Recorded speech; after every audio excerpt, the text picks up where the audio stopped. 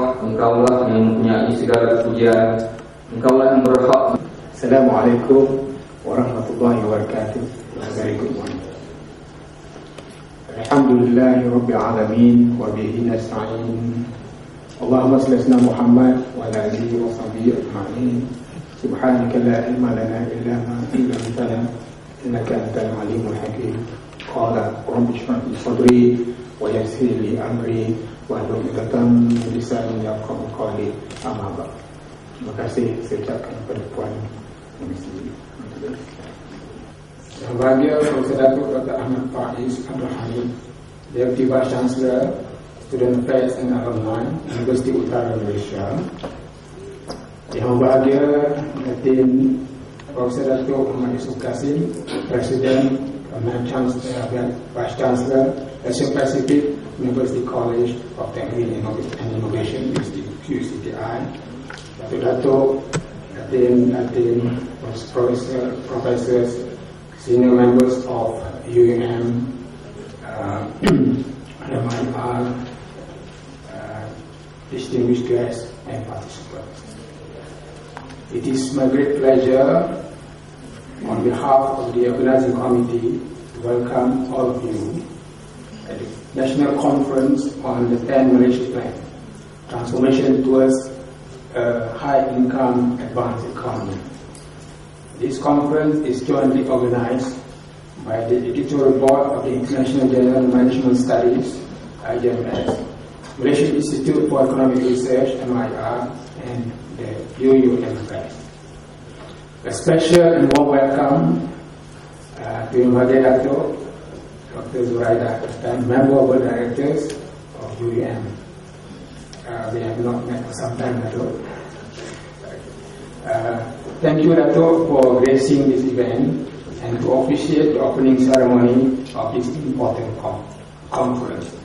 Our thanks to Yang Bahagia Dato Dr. Noor Azlan Mazali, Head of Economics and Finance Cluster National Professional Council, for his agreement to deliver the keynote address to this August Assembly shortly.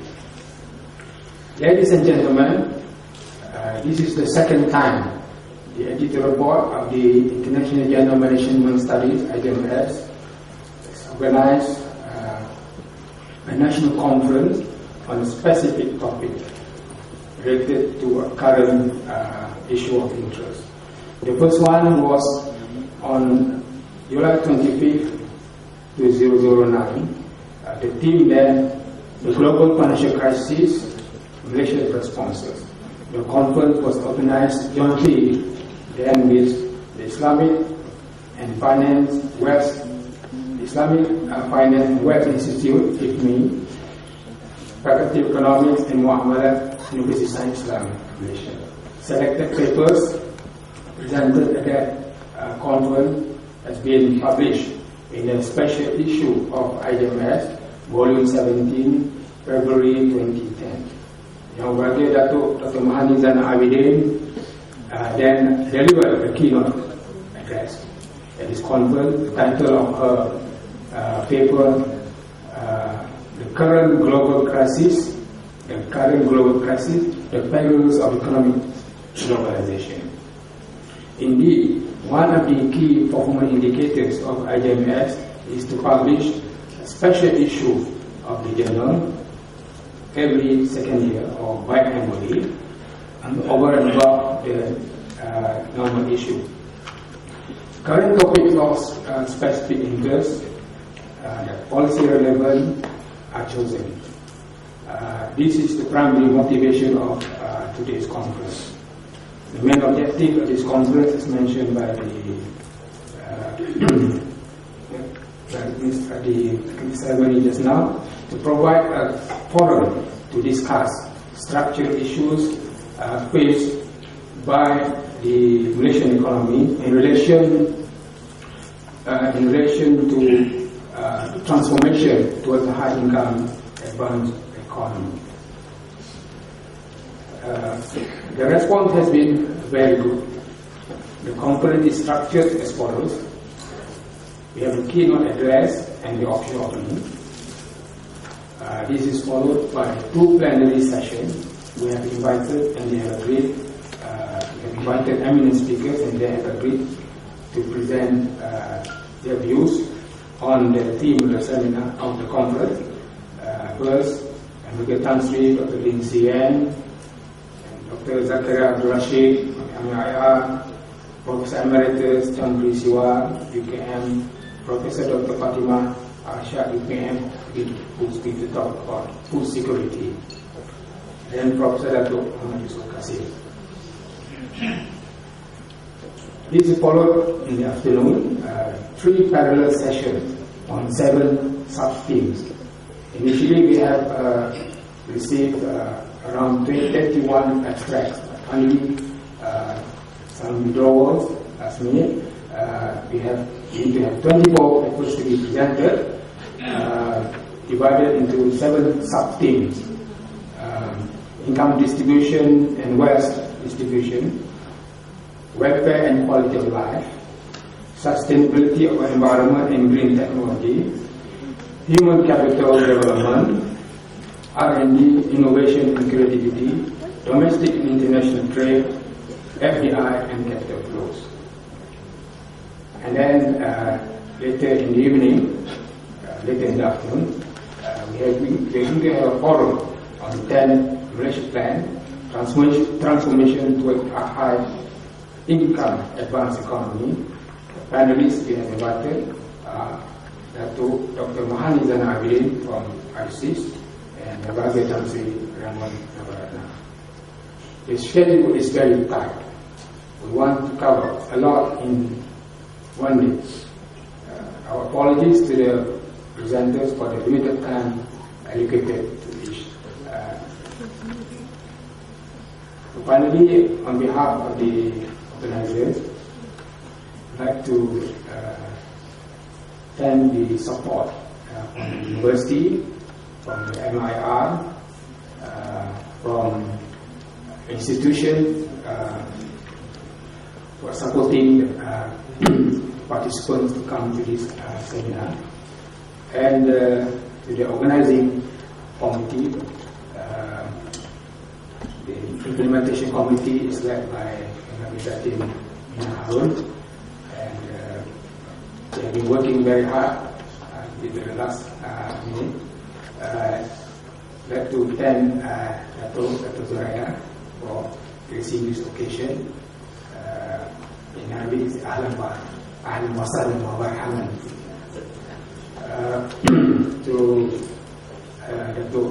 Dr. Noor Azlan, thank you very much for accepting this invitation. We know that your prior involvement in the preparation of the midterm review 9 plan, we worked with you, then went to sojourn to Harvard, and come back,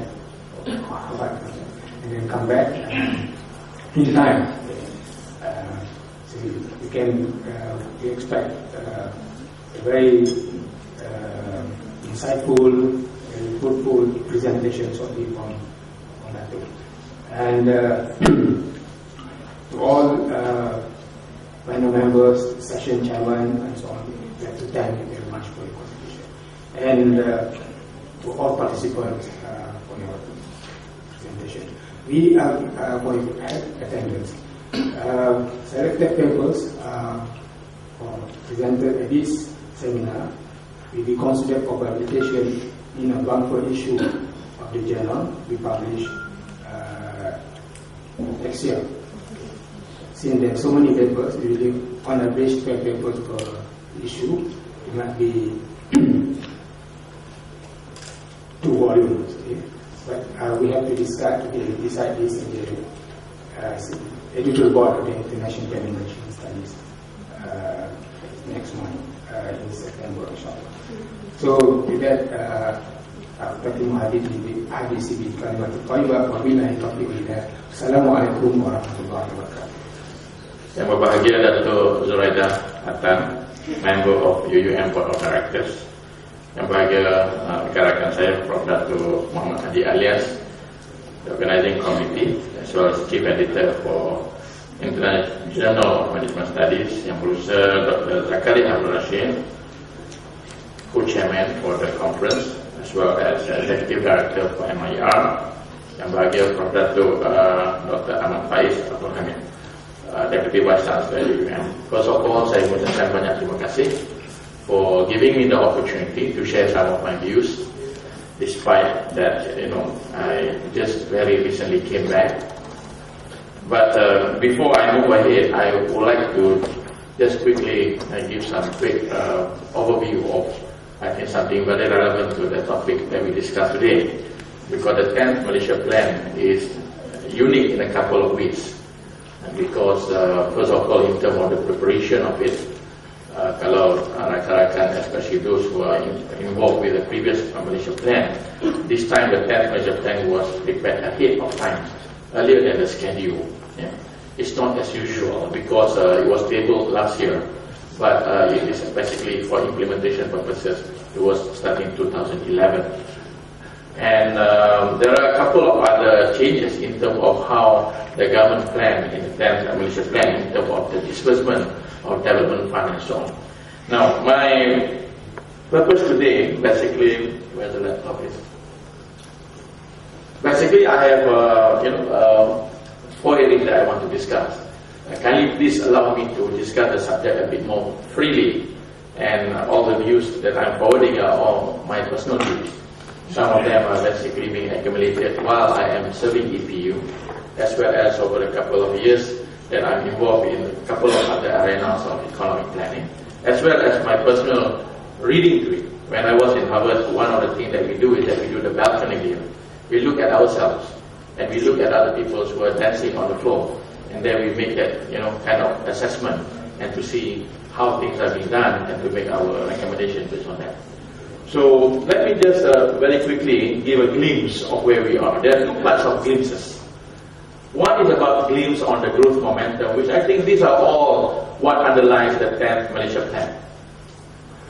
The Vision 2020, widely quoted among all of us, but unfortunately after more than 15 years, more than half of the life of 10th Malaysia Plan, now it's 2/3 already. A lot of people basically tend to not to say forget, but tak mengingati komponen-komponen utama.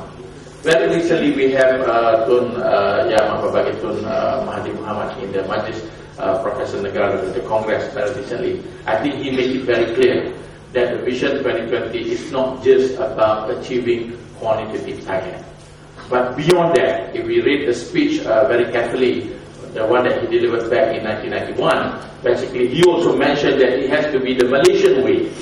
So while a lot of discussion on 10th Malaysia Plan, the ETP and so on are looking at the quantitative targets, but the 9 so-called components, the soft components of Vision 2020 have also to be worked out and to be monitored. I yet to know basically, who actually in charge of these, who are addressing these, who are measuring these, and where are we at the moment. Now, if we look at Malaysia overall, there are a lot of economies in front of me now. The MIR chief also here. But let's just quickly look at Malaysia.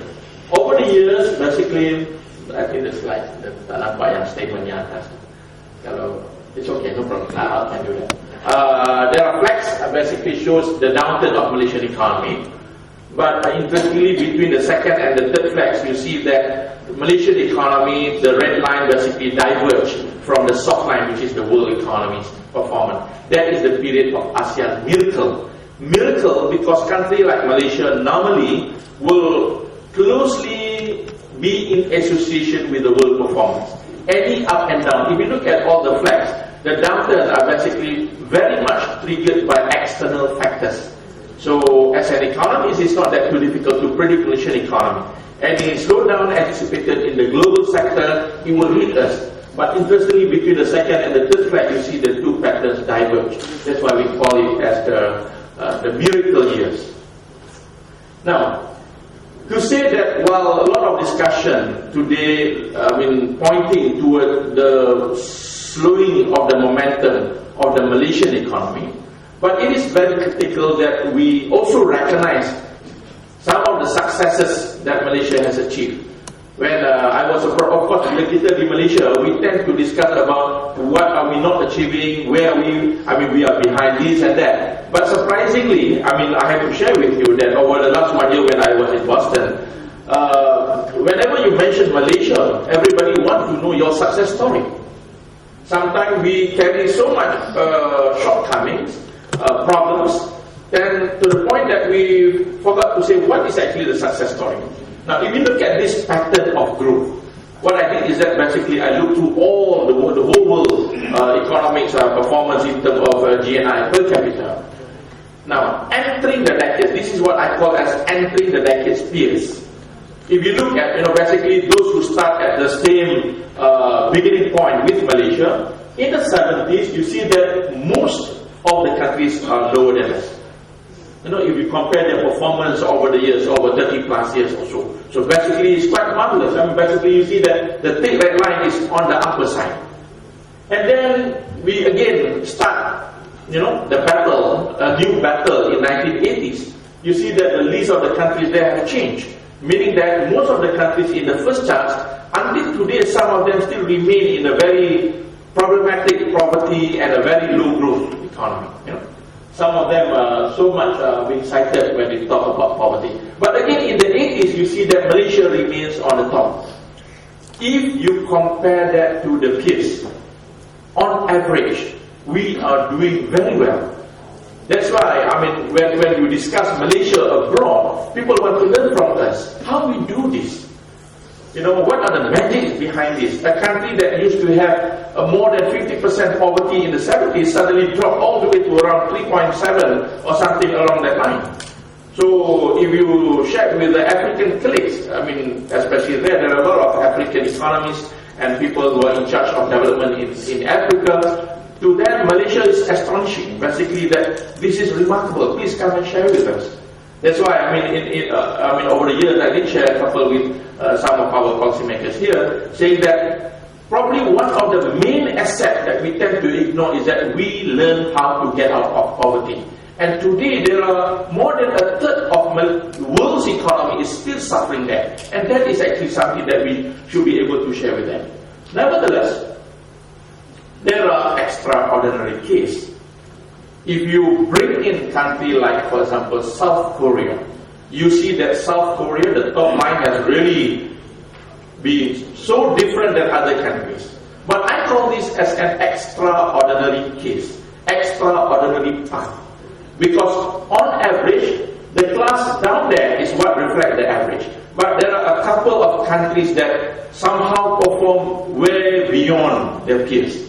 Now, this is basically the challenge for us, Vision 2020. So when we call it Vision 2020, we have to understand that what we want to achieve is an extraordinary path. So if we want to remain as usual, if we want to do as what we have been doing before, it will never take us, it will not take us towards that extraordinary path. That's why, you see that over the years, for years, yang bahagian Tan Sri KSN, for example, always mentioned about business is not as usual. This is not about change. This is not mere about growth, but this is about transformational efforts. So this conference is very timely because it calls for transformational things. So I will discuss a bit more about transformation. If you see, for example, that Korea used to be behind us. In fact, in 1980s, they are slightly behind us. But as we move to 2009, for example, it is more than double, basically, in terms of our achievement. So this is where I have quite a number of colleagues in South Korea. I remember that when I interacted with them, one of them mentioned that Azlan, I remember over the tea, asked me that, where is Chandran? To many youngsters today, I consider myself slightly above the youngsters. They no longer remember who's Chandran. He says that he's about 60 plus. He says that back in the 70s, when Malaysia have a tournament soccer game dengan Malaysia, Korea have soccer game with Malaysia, 1 week before, the newspapers will be talking about whether Chandran will be there or not. Malaysian punya captain for soccer during the 70s. Because they are so frightened of Malaysia. But jovially he says that today, but today is improving. But the last couple of years, he says that, if Malaysia invite us, we will send our under-20, then we will bring the cup back again. Still. So, see, even the Korean remember how glorious is Malaysia in many dimensions. But in many ways now, we have, we do have problems.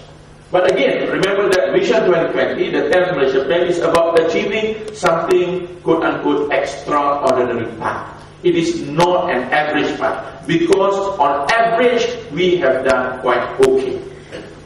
Now, this is something that we have projected when the 10th Malaysia Plan started, the process for 10th Malaysia Plan started, the issuance of the first guideline, the strategic work, I am very involved with that. And then I think Dr. Hasan Ali, the Dean of Economics in UUM, also with me at that time. We have been working on this, and this is where Malaysia is. Well, this is not something confidential, because these are published material. But when I remember that when we were about to put these charts on basically in the circular, in the call for for all ministries to start working on the 10th Malaysia Plan, there's quite some internal debates whether should we put this on or not. I personally at that point believe that this has to be there, because it is a wake-up call, such that we see that over the years, only prior to crisis 97-98, the red line, which is the actual performance, is above the trajectory. But soon after that, you see that it is widening.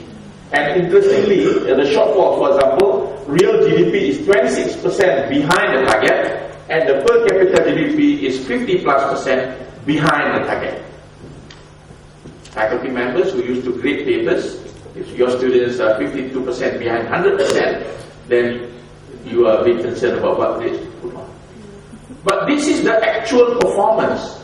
We need to do a wake-up call, and I am very, very happy, in fact, to see today, especially under the leadership of Yang Perdana Menteri, this message is firmly out, that we are at the critical juncture. Either we do it, or we will be losing behind. This is a message which is already out now today, throughout Malaysia, in all compartments of the economy, that we need to change. If not, this gap will be widened even further. And we have only 10 years, basically, to close this gap. Now, if you look at the growth momentum, this is how it is. Basically, the growth momentum has declined. Of course, for a growing and higher upper middle income economy, we probably achieving 10%, 7% is very difficult. But the target now is to reach about 6% growth. There's only one economy, large economy, surprisingly not far from us. China, for example, has been able to sustain their growth at even 10, 11% like that. This is a huge bust. Some say that a huge bus are driving without, at certain points without having a good break. This also can be dangerous. Now, structurally, the growth side, yes, we need to regain the momentum. But structurally, many of us are familiar with this. Basically, we talk about shifting into knowledge economy and so on. That is where we are. So it takes, this flag has to move to the right side. If we want to get our structure to fit with the kind of activities that we are doing, we have to move the readiness of Malaysian economy to be so-called knowledge-intensive, innovation-based economy and so on. But to do that, the most important aspect is not all the hard infrastructure. The most important aspect is to have the talents. You can have a good, excellent Ferrari and so on, but there is no one who can drive it. The Ferrari wouldn't work. Now, true enough, we need high-quality, first-class modern infrastructure, but we also need the world-class or high-quality drivers. Now, these charts are basically this, is alarming. In Malaysia today, the workforce, if you look at certain sectors, as a whole, you see that who are we attracting?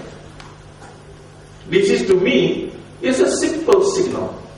Now, whether Malaysia is attractive or not to attract so-called knowledge, sophistication workers. Over the years, we see there's an influx of unskilled foreign workforce. The concern is that it is not about we should reject them. I used to say something like that, but I think I changed my mind after being abroad for a year. Because many have been abroad. You see in the States also there are a lot of influx of unskilled foreign workforce. But the problem is that the difference is that they are coming in at the state of economic development which is already advanced. It does not holding the country from moving forward. But in Malaysia, we are in the state of shifting toward a high income economy. If we are not careful enough about to deal with this influx of unskilled workforce, the issue is, I'm not going to give the answer, but the concern is whether it will basically hold Malaysia from moving forward. In the most recent, last week, about a week past, the announcements on the strategic reform initiatives by Yang Perdana Menteri Tun Pemandu. For example, one of it is about achieving international standard. Can you have this standard if the workforce are coming and adopting a different standard? If you went to Pasar Borong, for example, you see the standard of how we handle ikan, sayur dan sebagainya.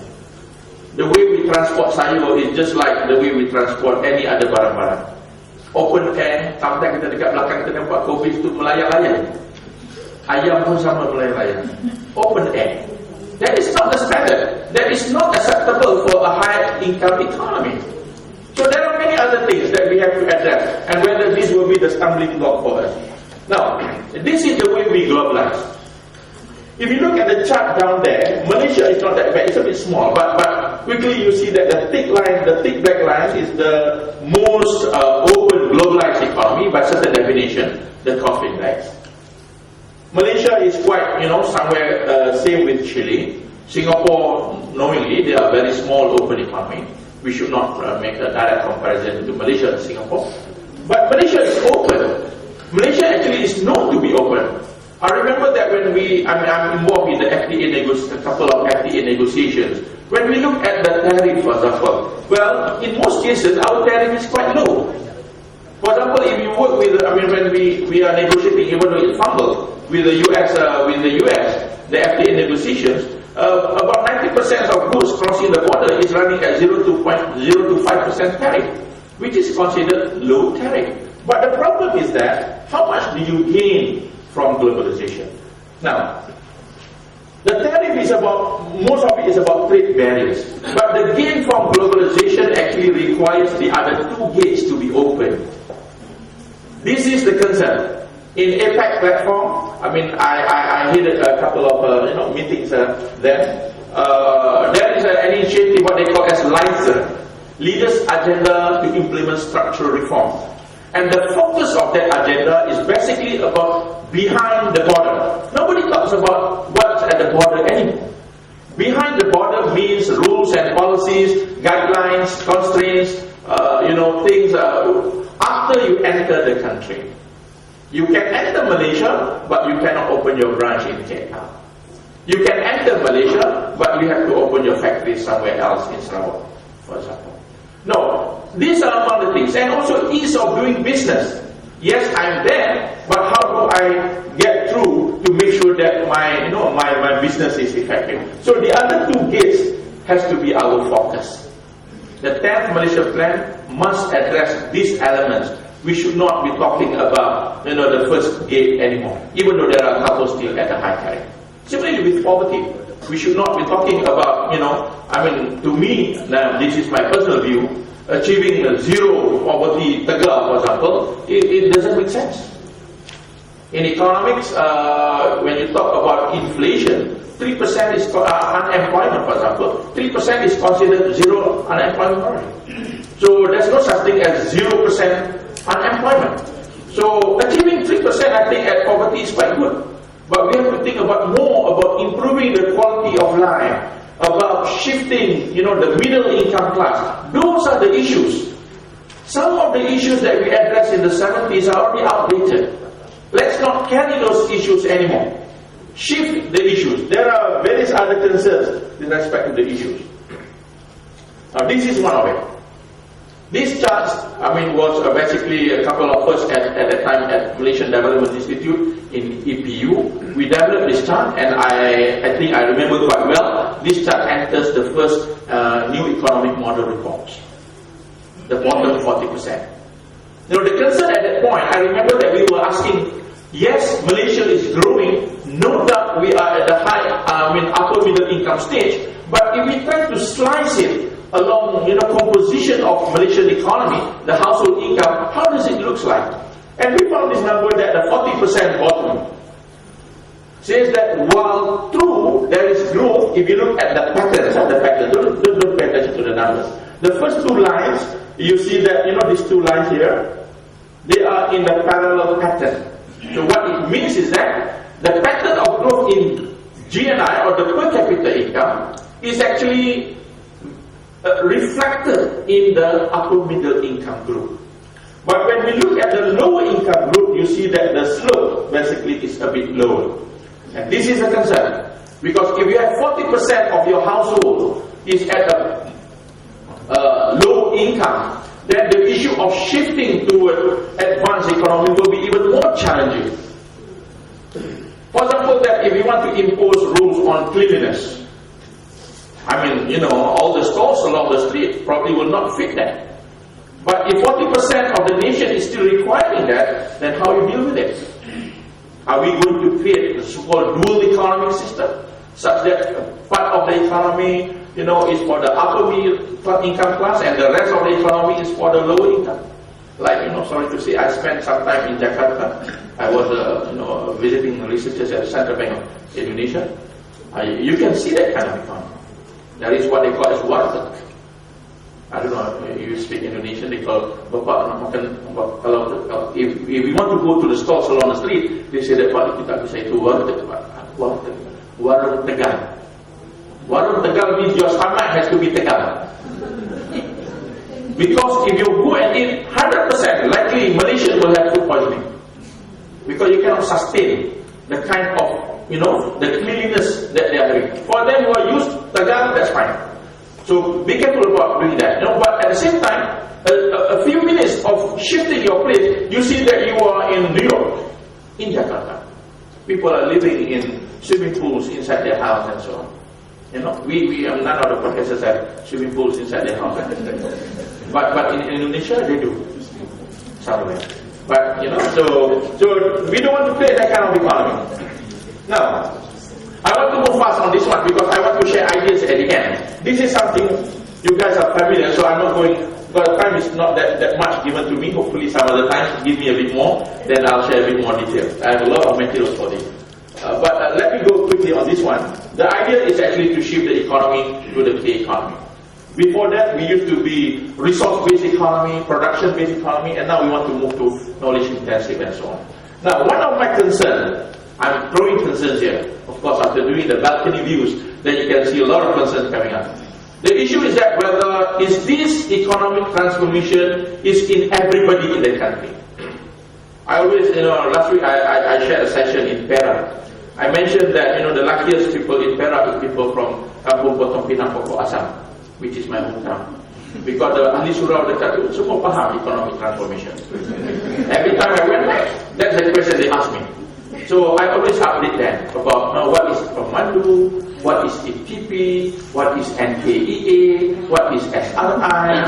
There's so many letters are coming in. What is EPP, what is EPU? Oh God, there are so many 3 combination letters. You need to help them. If the people out there do not understand what is their role in this economic transformation, what are the actions, what are the things expected of them, believe me, it will not happen. I had a chance to interact with Prime Minister of Finland when I was there in Boston. He says that economic transformation is just like replacing all parts of your bones. Every single thing has to be taken out. And he says it's pain. But once you have the new bones in yourself, you can feel what is the impact of it. So the pain and the gain have to be clearly explained so that people understand why a person who had a heart attack must undergo a heart surgery. If he didn't understand, he said that, what are you doing? So that point must be properly explained. Let's jump on this. I want to spend a bit more on my recommendations. In the new economic models, they give a vision of what is 2020 all about. So this is the end game basically. If we are able to put in place all those things that we heard now, by 2020, these are the 5 major characters, features of Malaysian economy. Of course, in some other time, we will debate a bit more about what would drive all this. For example, market-led.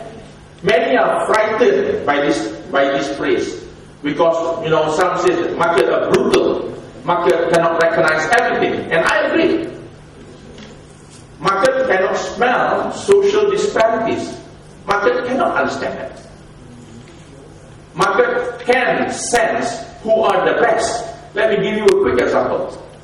If you really want to base on so-called meritocracy, which is good, which is market-based, students who get so-called, in Malaysia, let's accept that. I mean, if they have 10 A's, they are good. Let's accept that. Do not debate on that for a while. A student who gets 10 A's versus a student who gets 5 A's, if you leave it to the market, 10 A's will get replaced. But the fact that the 5 A's living in the very deep rural areas, the fact that the one who get the 5 A's have to mandi air pergi jauh ke belakang and crossing all those very dangerous rivers. Sometimes ada gambar yang pegang tali lintas sungai yang begitu dalam. Without internet, the 10 A's with all the internet, the air conditioning, the chauffeur driven and so on. And the other one, market system will not be able to pick the second one. This is the issue. While market-led is good, I'm not denying that it is very important for us to move forward, but how do we simultaneously assure that this market punya sensor of smelling social disparities is in place? Now very quickly, because I need to alert this, because somehow saya alhamdulillah beruntung sebab saya dapat terlibat dengan beberapa proses ini. The first column, I just want to disagree. The first column is when we formulate the strategic direction for the 10th Malaysia Plan. That's why Dato' shared with me earlier in the holding room that there are some concerns about the 10th Malaysia Plan. Now that is the vision in the first place, where the first guideline was issued somewhere in September 2009. I left after that. And when the report came out, the 10th Malaysia Plan came out, I have to say that when I read from the distance, I will see that things have been, adalah beberapa komponen-komponen yang agak ditukar ataupun berbeza sedikit. But it's understandable because there are more process after the guideline. But the interesting part you see that when the NEAC, the one that led by Tan Sri Amir Shah, provided the report and completed the reports, the 2 reports, and then when Pemandu is undertaking it now, you see the common themes behind this. The truth is, my reading is that we seem to know what we need to do. You can create another council to deliberate on what needs to be done for Malaysian economy. I am very, very sure it cannot run away from all this. But the issue is that how do we execute them? You see, the most recent one, kalau saya boleh just reflect, in sum, this is the new economic model, and this is what Pemandu are doing now. This is my reading. When I came back, immediately I tried to look into what is the process behind all this ETP and so on. There are the 12 NTAs, SRI. Ini kalau tak follow academic pun boleh lose behind, because there are so many acronyms like this now. Now the issue is that how to position Malaysia. We can elegantly talk about issues and problems. It will be unending. But how do we address all this? Are we strategic? Having the chance of looking into strategic for reforms of countries across the world for the last 1 year, in class, like for example recently you know that in Congress Professor Potter was speaking live from Harvard. I got a chance to interact very intensively with him It took me basically the class across the world, looking at how transformation are being done. Seriously, it is more about putting recommendations in place. That is a big issue. And today, with a very competitive environment out there, the old strategies, the old ways of attracting businesses and investment will no longer work. Probably sending 40, 50 people in the delegates of attracting investors will no longer work. Some countries adopted a different strategies. They go 2 or 3 of them and they can make decisions right away. Sometimes in some of our negotiations, I have to admit that sometimes the numbers I think fill up the planes, but negotiations didn't go anywhere. I need to research, how to get things in place. Now let me share with you my last part of presentation. These are some of my, I would say, things to ponder, things to look at. What I call as, the strategic development. Because strategic development is not just development. The word strategic there, it means that we have to position it. The issue of positioning is very important. And we have to achieve growth. When we have issue of positioning, then the issue of strategies matters and the issue of alignment matters. I will highlight to you a couple of examples. How certain organizations or even countries position themselves and how the alignment are being done afterwards. So sometimes position and if not followed with alignment, it will not work. Now there are 3 scholarly works that I want to share. But even though I use their words, but these are all my interpretation. The first one is what I call the space, the land, and the ocean. The space is a bit too slow there. Basically, the work of Ricardo Hosman is a director of Center for International Development at Kennedy School. Previously, this is the place where Jeffrey Sachs, Danny Rodriguez is still there, and a couple of other scholars who are looking into development are still there. The second one is a Nobel laureate, Paul Krugman, and how his economic geography can be a consideration for us. And the third one, the nice, handsome young, the blue ocean guy, Professor Chan Kim. And let's see how these 3 scholarly works can be an important consideration for Malaysia. Now this is a product space, but yang bagi Datuk, before I proceed, may I allow that because what I'm going to show is a monkey metaphor. Sometimes in Malaysia we have to be a bit, careful. But this metaphor is being used by Ricardo Hosman in his work. So if you engage with Ricardo Hosman, 3 weeks is talking about how monkeys survive. So I cannot avoid using the monkey metaphor here. Now the idea is that how a country moves from one place to the other is just like how a monkey that is surviving on the trees in the forest to jump to another forest. The fruits basically are reducing. You need to find a new place in order to survive. It's just like if you look at the case of Malaysia, for example. When we attract FDIs, when we used to have tins and rubber, and when we used to do assembly of E&E, the issue now is that where do we go from here? Now this is the animating part of it. But very quickly, looks at how the monkey are being placed, and then you have the most dense forest.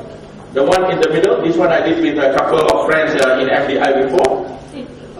They are controlling the industry. The issue is that where should I jump? Okay? And then that is a challenge. The challenge is basically, should I jump straight or should I jump to the nearest tree? Should we go to the nearest product that we do or should we go into the territory, the new territory that is unknown to us? So that is the bottom line of this product space. I'll get some other time to share with you. And the role of government in terms of pushing us from there to, to the nearest tree or to leapfrog to the middle. This is a quick one. I'll do it quick because time was given about 40 minutes, but a bit behind the date. Look at these 3 products. In 2 seconds, you tell me how do you associate this product with which location? I bet you this is your answer. Right? And the next thing, this is the answer. Everywhere you go, you want to buy, jamu batu. If you want to buy someone stop dekat Selama, dekat Gurun, people say jangan beli dekat apa? Because somehow there's other brand. This is the so-called the 3D concept. But I think I'm not able to go in detail. But let me quickly highlight. This is the way we can grow. The concern is that because in Malaysia we are so used with growth and distribution together. But can we do that? If we growth and distribution, if we are not smart enough, it can affect each other. So the model of improvement is basically create density and then assure that it goes, it filters down to certain places. So this one I think many of you clear. So, but I want to jump quickly into the blue ocean. But let me just very quickly show that something. This is the ERRC. This is the convention. The rest of airlines are doing that, and then you do ERRC, eliminate, reduce rates and claims, you get a new one. So, bottom line, this is about transformation. I think there are 2 parts of it. One is to go to a new position, to a new place. The other one is to reshape us. So transformation requires both of this, and we need to be able to change it, to change the way we do things, so that we'll be able to go to the new place and to live in a new structure. So thank you very much, and my apology for taking a bit time. But I hope that also will be able. Thank you. Bismillahirrahmanirrahim. Assalamualaikum warahmatullahi wabarakatuh. I don't know why you have this rostrum with this piece of glass. You can actually sort of see me double. Yeah. So and typically I think they should have given a bit of a respect for a taller person. Right. Terima kasih saudari pengacara. Actually when you do, when you're invited to actually officiate, typically, when you have to look at who's actually your audience. And I said, oh my goodness, you don't need me. There's a whole bunch of people who are more well qualified to officiate this event. And of course, I see my colleague, Professor Dato' Yusuf Kasim, who is equally qualified to stand up here. Yang berbahagia, Professor Dato' Dr. Nur Azlan Ghazali, I'm afraid I shall pale in comparison to what you've just been, giving us. This wonderful, very insightful, very insightful keynote address. Yang berbahagia, Professor Dato' Dr. Muhammad Haji Alias, my old friend, Chairman of the Organising Committee, National Conference of the 10th Malaysia Plan, and also he's our Chief Editor of the International Journal of Management Studies. And I do believe that at the end of the day, whatever that's been deliberated today will be published. Yeah? So I have to sort of look down, not look it out, but just sort of, Anyway, but also Dr. Zakaria Abdul Rashid, who is also the co-chairman of the Organising Committee, National Conference of 10th Malaysia Plan, who is a very distinguished person, Executive Director of Malaysian Institute for Economic Research, MIR.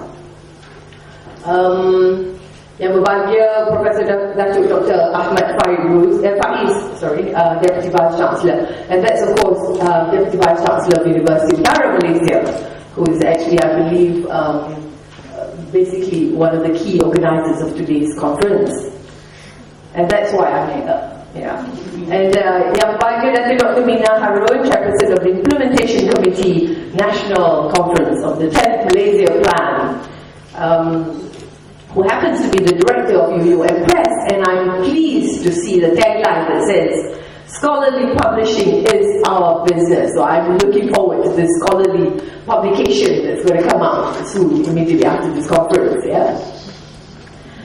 Tan Sri, Dato', distinguished guests, session chairman, paper presenters, ladies and gentlemen, I shan't be doing this dancing on the floor as how our professor earlier had alluded to, as opposed to those dancing on the floor. But, let me tell you, I'm not just the board member of University Utara. I'm also a lawyer, I'm a banker. And also at one time for 6 weeks, intensively, I once also volunteered for this lab rat that's called the liberalization of professional services under Pemandu. So trust me, we do understand what goes on, yeah? On a personal level, this is an occasion, you're all bright sparks, you're all the strategists, the economists that's actually going to come up with all these wonderful papers. What I would like, as somebody, as a corporate player, is actually understand and be realistic as well, yeah? And see, at the end of the day, once you have your analysis, your game plan, your strategic thinking, and how to move Malaysia towards a higher economy, think about the real tactics, the real strategies, the real downright, how do you actually get there? How does the person down the street, how do you actually move people up to the next level? Once you're thinking about the big picture, think about the man on the street, and whether be it literally the man on the street or actually these corporate players and these people who are stakeholders, literally, or Malaysians. Realistic in your thought process, and trust me, sometimes this is a folly about when you design plans. We've made a lot. On a personal level, I've also mentioned to a lot of my friends along the corridors of power when they actually do pronouncements about all the ATPs, MEMs, and so on. Yes, I agree with Dr. Azlan that to the man or woman, they have no clue what you're talking about. Yeah, so it's always the dissemination of your bright ideas, not only for this, but for the purposes of publication. Prof. At the end of the day, when you deliberate, you must come up with constructive ideas on how to go about it, and that's always the part that we feel that's always lacking. And when you disseminate it via the International Journal of Management Studies, I would also urge you, ladies and gentlemen, distinguished paper presenters and so on and so forth, please disseminate through the media. That's very important. It's no good having discussions if what you discuss and all your thoughts, your deliberations are not out there. Jadi saya harap, insyaAllah, kalau sekiranya semua yang berada di dalam dewan ini bolehlah selepas program conference hari ini, keluarkan kenyataan, keluarkan apakah dia program-program untuk untuk improvekan prestasi negara kita. Malaysia Plan, Test Malaysia Plan, we've got all those things. Jadi janganlah segan-segan. Saya nampak selalunya kalau kita baca dalam surat khabar, profesor jarang mengeluarkan kenyataan ataupun cara-cara. Be constructive. Don't be too theoretical about things. Don't be too academic. Because I'm not an academician, I can say that. Right. Yes, we're all very much aware, ladies and gentlemen, our Prime Minister, Honourable Prime Minister, Yang Berhormat Datuk Seri Najib Razak, had tabled the 10th Malaysia Plan. Yes, we've heard. And that was last year, I think. That was on the 10th of June. This plan is critical for the continuation of the national agenda. We all talk about national agenda. This is it. And to realize that Vision 2020, and we all know when you talk to, and I'm so pleased that the National Professorial Council invited to Malaysia, to discuss about 2020. So you have a vision, you know what Tone's vision and how to articulate those thoughts, and this is where the National Professorial Council, nothing less, the National Professorial Council, that I hope, through your good office, through your council, you do more deliberation and actually also put yourself and be realist as well. Put yourself out there and see how do people follow your way of thinking. Now, 420 ringgit as opposed to what actually really happened.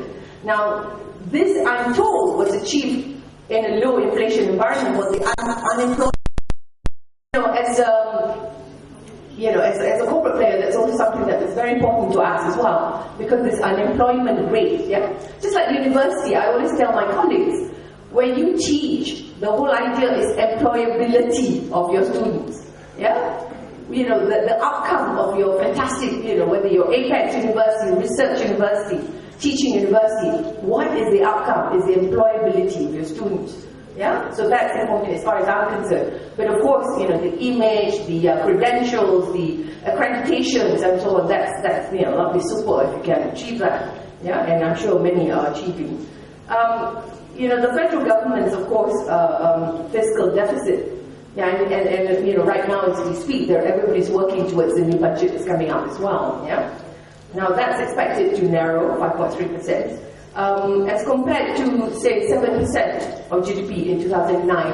You know, all these figures, yeah, all these. You know, one of the things that I'm pleased, what has been achieved, however, is actually the implementation of poverty eradication program. So I believe personally that has been fairly successful. Yeah, but generally, how well has the economy performed in the, you know, when you need to analyze your 9th Malaysia plan before you actually proceed to your 10th Malaysia plan.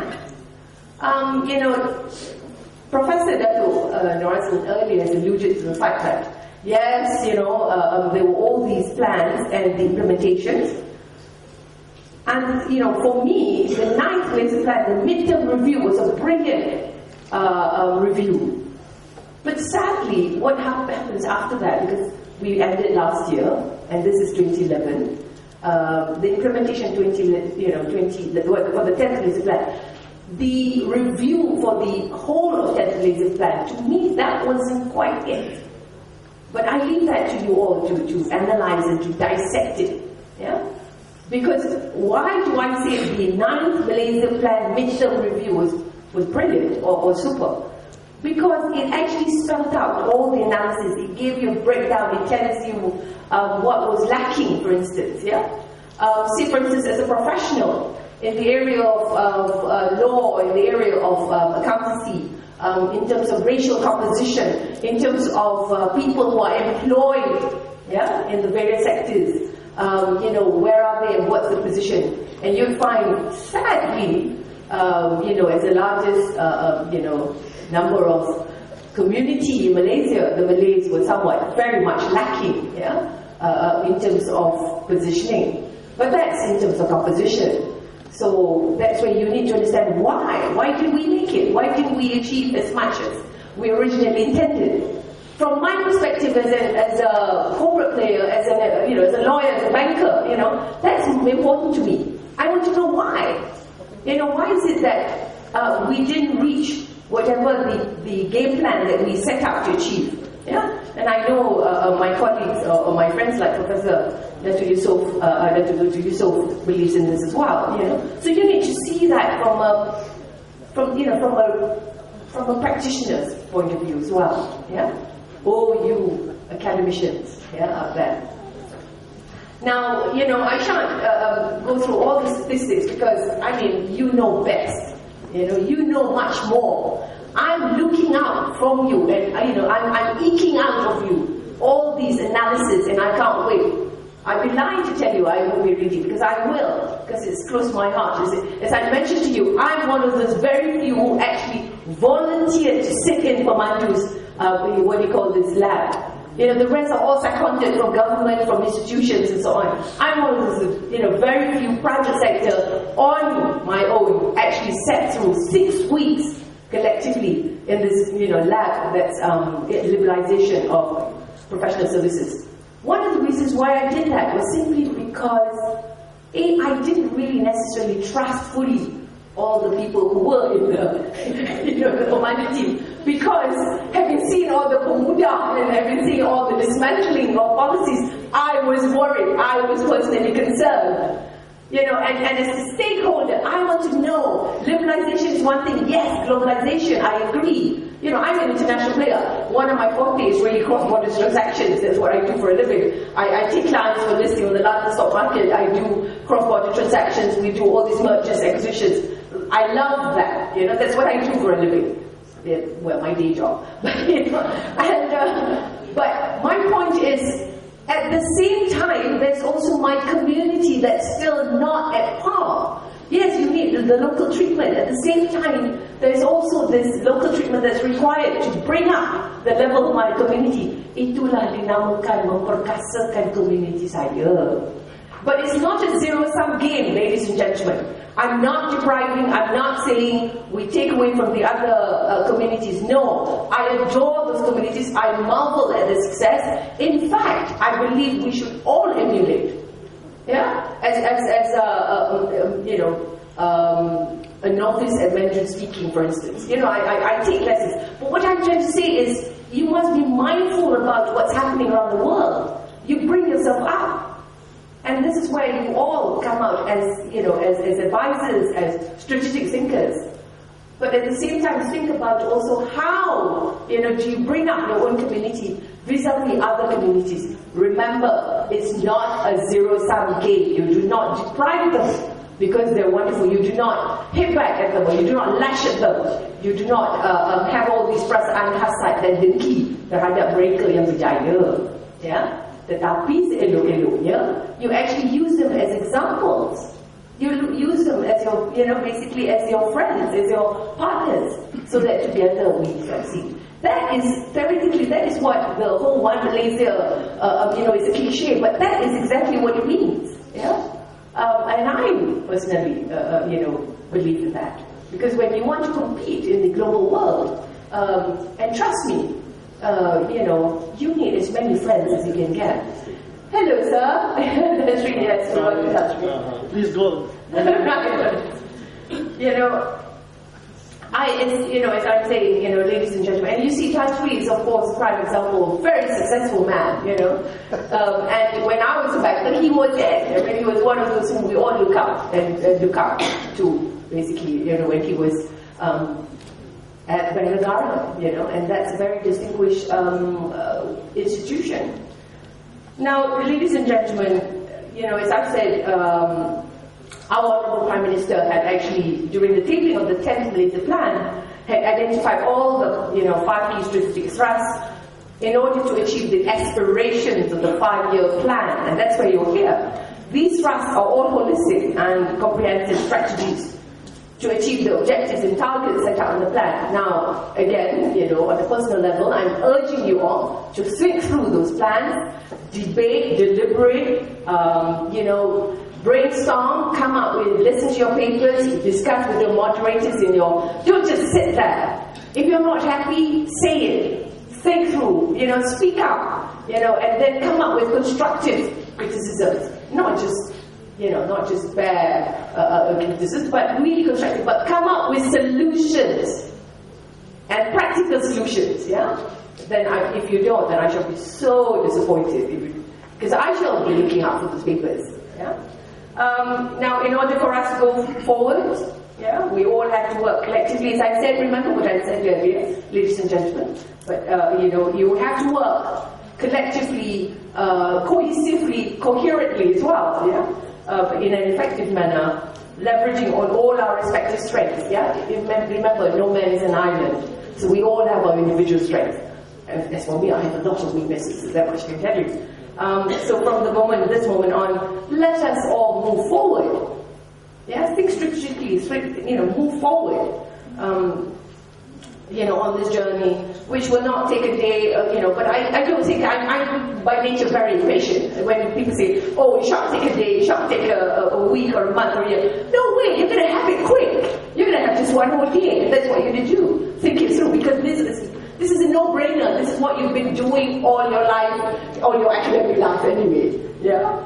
So, inshallah, we shall all succeed, because remember, cohesiveness, be coherent, articulate well whatever your thought process, have clarity in your mind, in your thoughts, and hopefully you will come out in your deeds.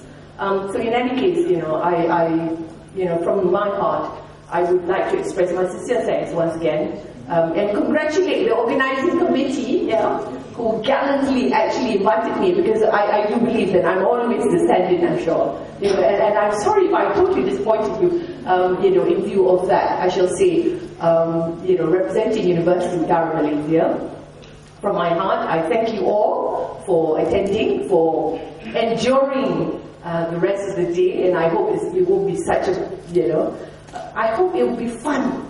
I think the process must be fun because academicians somehow lack fun. You know, and I hope you all will have a meaningful conference, you know. And you know, on behalf of the organizers as well, and on behalf of the board of University Darul Malaysia, you know, I shall officially, on this note, declare open the National Conference on the 10th Malaysia Plan, Transformation Towards a High-Income Advanced Economy. With that, thank you, and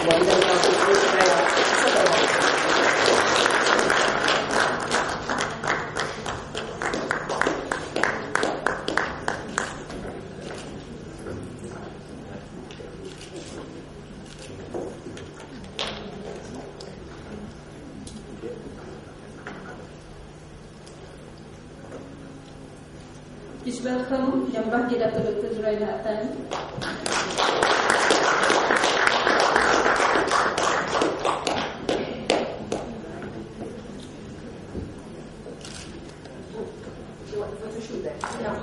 This young man, what a really